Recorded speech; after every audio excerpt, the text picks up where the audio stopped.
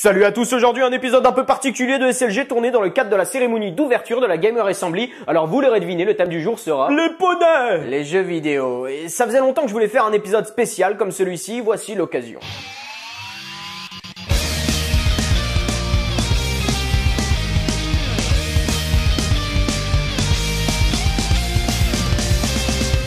Vous savez, j'aurais pu parler des classiques comme ce gamin allemand qui rage devant son écran en détruire son clavier ou ce mec qui a des crises de spasme après la fermeture de son compte World of Warcraft. Femme, elfe de la nuit, /dance. Moi devant écran, /masturber. Non, ce qui me fait marrer, c'est la représentation des gamers dans nos différents médias et vous le savez comme moi, les gens qui jouent sont souvent mal perçus. C'est peut-être le fait de s'enfermer dans l'obscurité, pourtant les moines le font, personne ne leur dit rien. En plus de ça, ils peuvent faire des LAN jour et nuit, bouffer du fromage et boire de la bière, la belle vie quoi. Je pensais à autre chose, personnellement.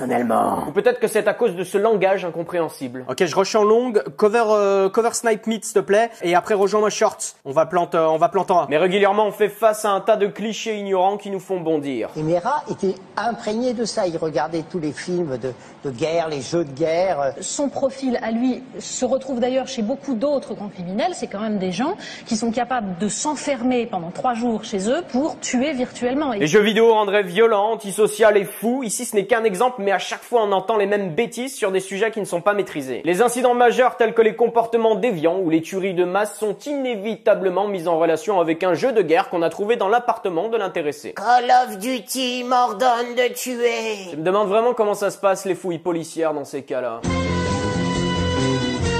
Chef, j'ai trouvé des chatons décapités là-dedans. Et il y a aussi une boîte de Call of Duty. Bon boulot, gamin, on tient notre coupable. Et il y a aussi des magazines féminins auxquels on a découpé tous les visages. Non mais ça on s'en fout, on a un jeu vidéo, on a le coupable. Donc attention mes amis, si vous avez chez vous des jeux vidéo violents comme 80% d'une génération située entre 13 et 30 ans, vous risquez de perdre la boule. Alors suivez mes conseils, jetez tout ça à la poubelle, allumez votre télé et regardez les infos ou une bonne vieille télé-réalité, vous en sortirez cultivé et vif d'esprit. Oh mon candidat préféré va être éliminé, faut que j'envoie un SMS gros. Deuxième fait établi, les jeux de guerre permettent de connaître les armes, en effet vous pourrez savoir si oui ou non on vous arnaque lors d'une transaction au marché noir, tout le monde sait qu'un Desert Eagle vaut 800 $. Vous saurez également manier une vraie arme une fois dans vos mains, car oui, toutes ces heures en compagnie de votre clavier souris valent tous les entraînements militaires du monde, c'est bien connu. Vous avez joué plus de 500 heures à Counter-Strike? Une place vous attend dans l'armée de terre. Et quand il y en a plus, il y en a encore en avant pour la valse des clichés avec notre ami Maître Panda. Jouer à GTA vous permettra de rentrer dans un gang portoricain. Grâce à Minecraft, le bagne et ses corvées n'auront plus de secret pour vous. Skyrim vous rendra parano et vous regarderez sans cesse le ciel à la recherche de dragons. Vous sauterez de 40 mètres dans du foin après une partie d'Assassin's Creed. League of Legends va causer à votre doigt une tendinite à force de cliquer. World of Warcraft va vous couper de toute vie sociale. Et Starcraft 2 va provoquer chez vous une peur profonde des Coréens.